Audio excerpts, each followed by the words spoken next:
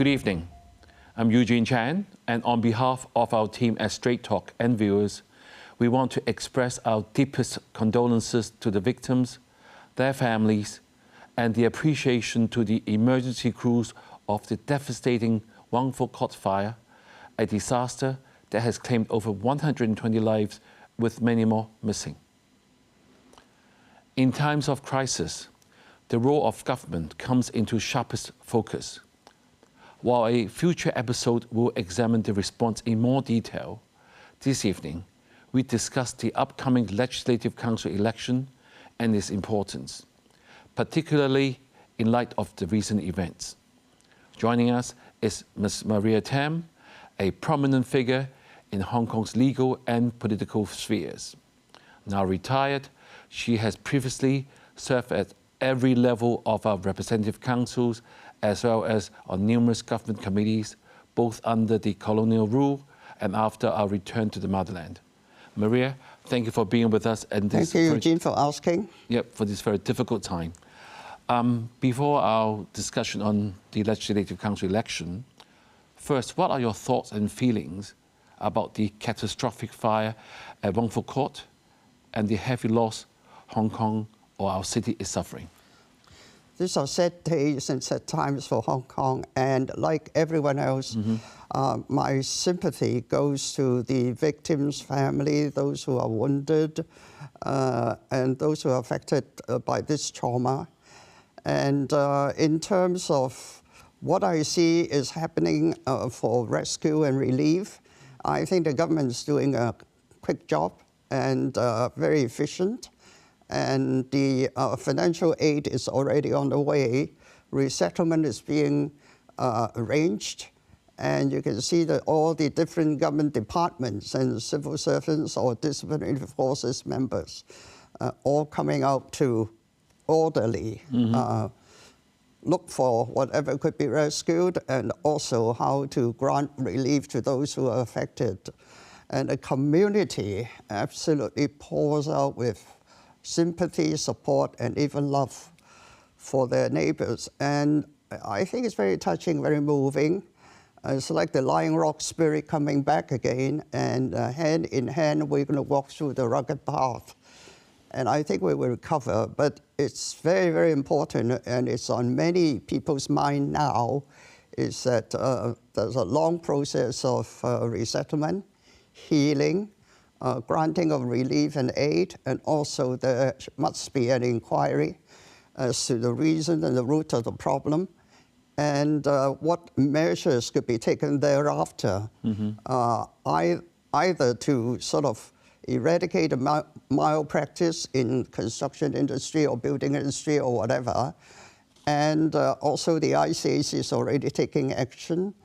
And I can see the new Legco, the 8th-term Legco, when they come in, will have to cooperate with the government to give financial aid, relief, sort of emergency measures that needs their support, and also go into the root of the matter and see whether we can change the construction industry, the supervision system in the future, so that this thing won't happen again.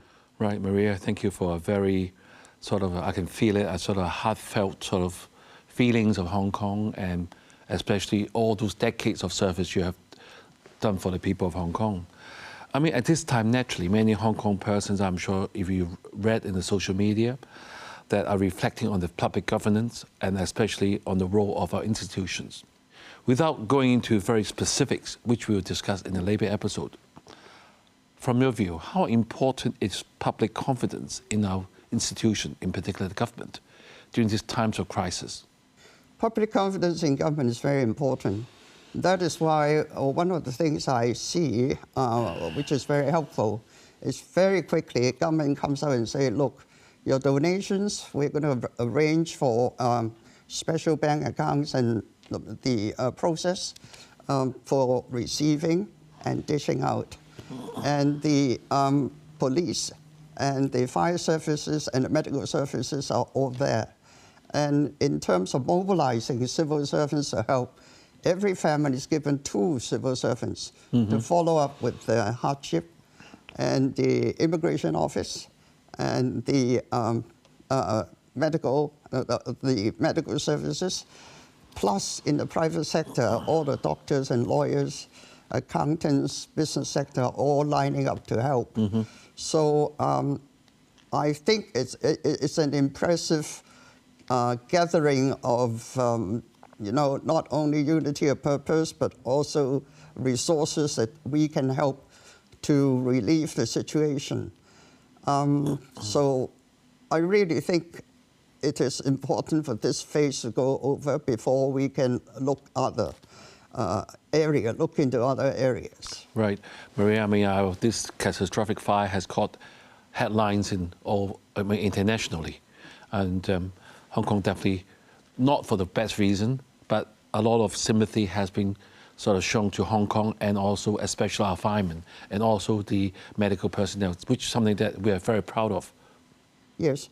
Well, I think this spirit of unity and feeling of togetherness is a very good motivating force to carry Hong Kong forward. And I think it will. Yes. Maria, in times of such crisis, I'm sure people are looking for accountability and also the word demanding answers. What can the Legislative Council do in such occasion?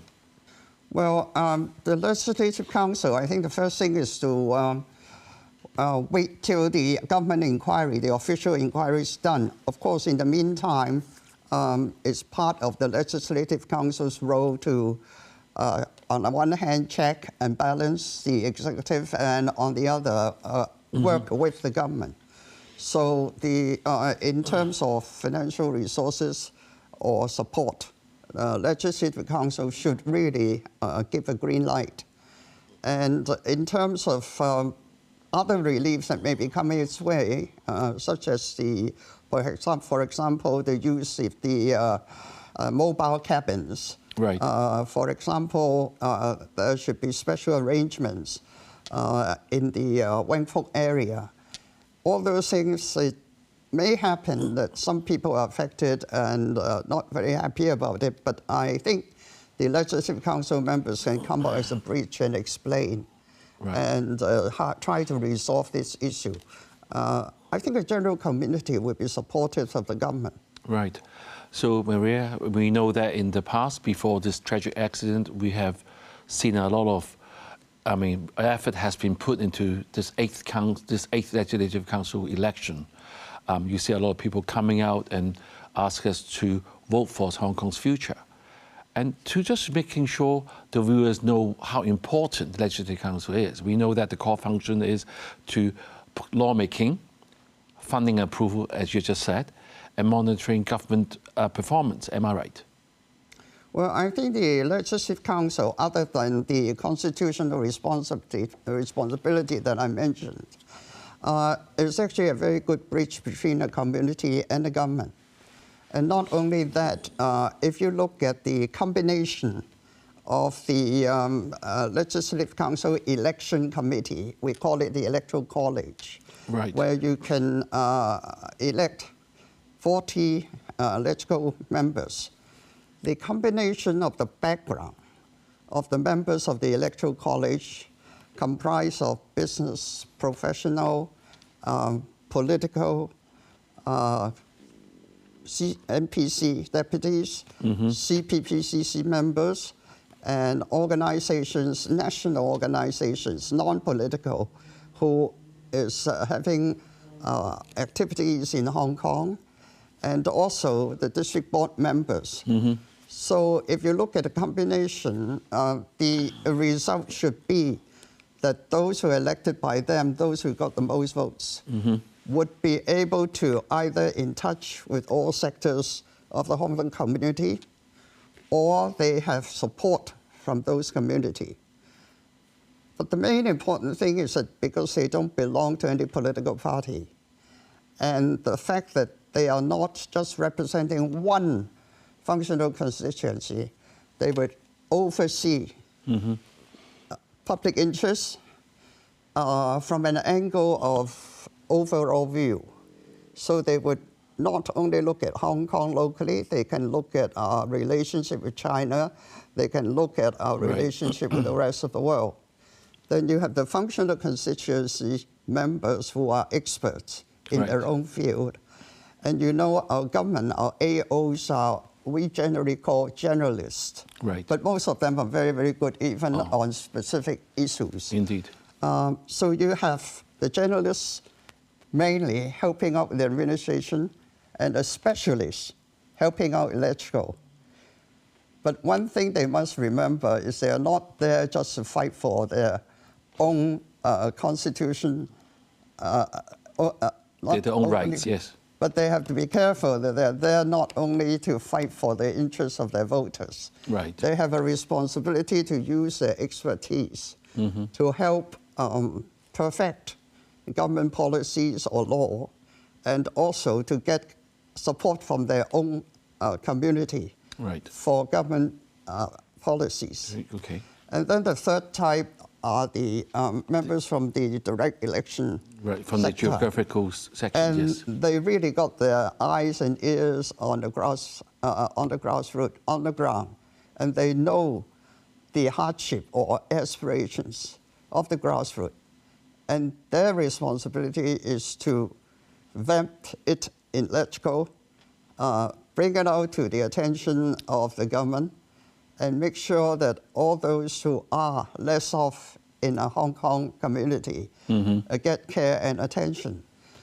So for the Legislative Council, I think the basic composition itself is good and complementary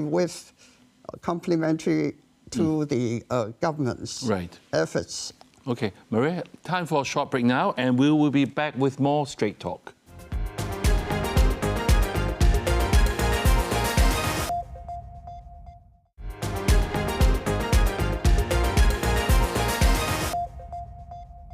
Thank you for staying with us.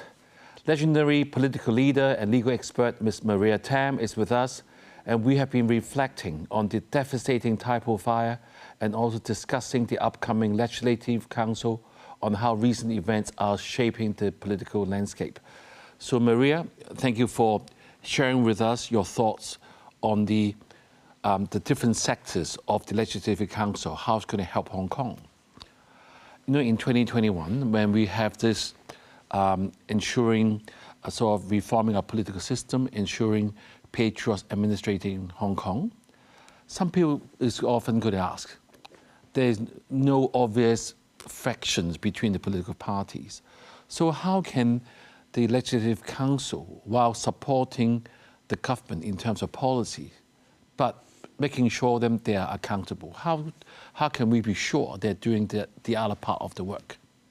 Well, I think Legislative Council members have a particular role, and there's nowhere in the basic law which gives the responsibility of any individual or group to check and balance the government. So if there are issues or matters on which they think the government might have gone wrong, or whatever's being proposed is not fair or need to be improved, I think they have a responsibility to air it, to speak on it. Because the system is such that within the Legislative Council, you have the Power and Privileges Ordinance, which gives them the right to speak without criminal responsibility. Right. And outside, if you even looking at the national security law, it is very clear. Unless what you're doing is seditious, as long as you don't cause hatred, ridicule, contempt, disaffection, then it is your freedom to criticize the government. Right. And there is even a statutory defense to say, I do it out of good intention. So as long as there's no malice, either an individual or Legco member can criticize the government, and particularly it's a responsibility of the Legislative Council members. Right. Maria, critics of the past often spoke of the legislative gridlock, meaning they could be arguing, things doesn't move on. But in the last term, some critics said today there's a lack of vigorous debates. in the last term. So from a unique sort of, you've been seeing all these developments. What is the essential balance of the Legco must strike so that both efficient and truly representative of the public concern while supporting the government? This is the second time I'm asking this similar question, but this has been hovering the minds of many voters.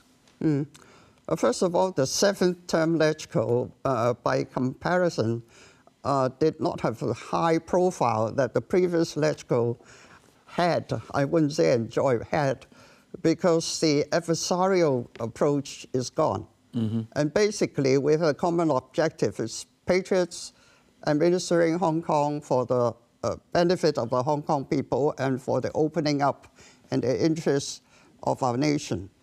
So that being the big objective, the actual policies which affect, for example, our livelihood, you know, it's medical, social, education, and all that. There are lots of, as far as I know, talks and meetings, for example, the anti-room session that the present term government is conducting with the Legco members. So they don't wait until there's a big debate or there's going to be demonstration. The relationship of this government and the Legislative Council members are much more friendly. Right. And more exchanges there. And secondly, because we have a common objective, you would wait.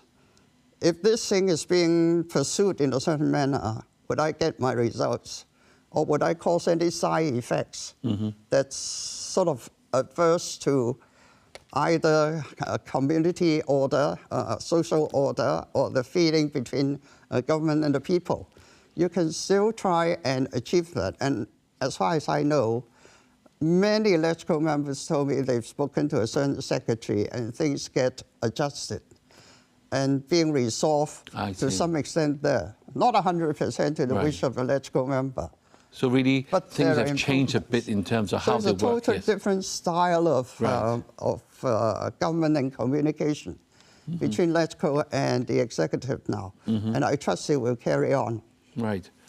Thank you for bringing that point out. That means, although they haven't got rigorous debates as before, a lot of sort of negotiations or give and takes has been done behind the doors, which is a good thing to know. So with the upcoming election, as you just said, in the last term, there are not a lot of the public exposure of the seventh term as compared to previous terms are definitely far less. So with the new term coming up, and we saw that out of the 161 candidates running, there's only like 50 plus members are staying on from the last term. I think 35 have left the Legislative Council or they decided to move on to let the newcomers. How are we going to choose the right candidate? Because a lot of friends have said to me, I love to vote, but who should I vote? What advice should we give them? Well, two things there. First thing is continuation. I think with the 51 members that are still running, I can't campaign for anybody. I would just say that experience is very important. Right. Even in Legco, those people who get elected are experienced in their own field, and some of them are already in different levels involved in politics. When you're in Legco, you still have to learn the rope. So I think those who are running for re-election have a particular role to play. Right. And secondly, in terms of the new members, how they could pick up, you have to look at the experience, the track record, the platform, and the way they deliver their election messages. You have to judge whether this is somebody with better ability. You are, if possible, trying to find out this person is sincere about its service to Hong Kong. And if you have not heard anything adverse about his reputation, then although you may not know the candidate well, you still, as a citizen, a responsible citizen, should go and study his agenda, his program, his platform, try and understand their background, and by comparison, which one is likely to help fulfill the purpose of a Legco council member. I say this in particular in respect of those who are not really interested in election normally. This is actually the time you should come out and help to perfect the system. Right. It may be that you don't know too much about the candidate, but it's your responsibility to vote. I mean, government has its own responsibility, so does Legco, and also the voters. Members of the Hong Kong community who are registered voters. Right. And even out of people you don't know too much, or out of those you can possibly assess objectively who is likely to perform well, then you should go and vote. Maria, I mean, just to clarify, there'll be 54 candidates who's going to continue to rerun for election. 54, there's even been 51. Yes, yes. The average age of the candidate is going to be 48. Majority of the candidates are between 40 to 49. So do you expect a younger legislative council will be more energetic, or what will be your expectation for this coming term? This is difficult to predict. It all depends on the individual. My advice is, if you're not prepared to wholeheartedly serve the community and do your best and sacrifice your own time and be grateful for the opportunity to serve Hong Kong and the country, then you will be a good Legco member because you're prepared to learn, then you're prepared to bring fresh ideas, you're prepared to criticize, and you're prepared to, if necessary, compromise a little bit to make things work. Right. So I think it doesn't really matter that you have freshmen coming in. Okay. The most important thing is that you are prepared to learn and you are really wholeheartedly committed to the task. Right. Thank you, Maria, for sharing your insights with us. Hong Kong is at a moment where reflection and resilience go hand in hand. While we mourn with the families affected by the recent tragedy, it is also important to look ahead and understand how our institutions, including the Legislative Council, can continue to serve the community and help to shape a strong and stable future. Thank you for joining us on Straight Talk, and have a good evening.